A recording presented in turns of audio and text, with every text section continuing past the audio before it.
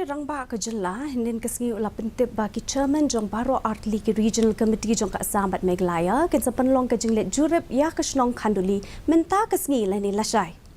Menteri ke Kabinet jong ke Assam Piyush Hazarika belalam khmat ke regional committee na West Karbi Anglong district bat usimbut menteri ke Jela iba sniau balang dhar.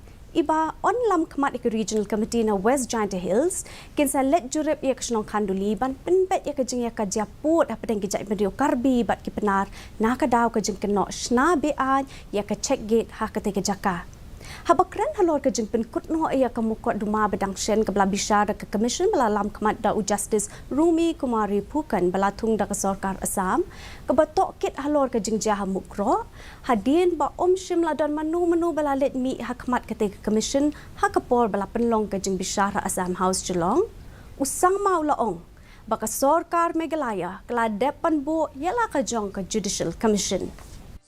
The regional committee chairmen of Assam and of Meghalaya are visiting Khanduli. So Mr. Piyush Hazarika and Mr. Snyabalang, the chairmen of the two respective committees, will be visiting Khanduli tomorrow or the after. I was told 16th. But if not 16th, then 17th for sure. We have put up our own judiciary commission. So we are waiting for our judiciary commission to work. So that's what it is.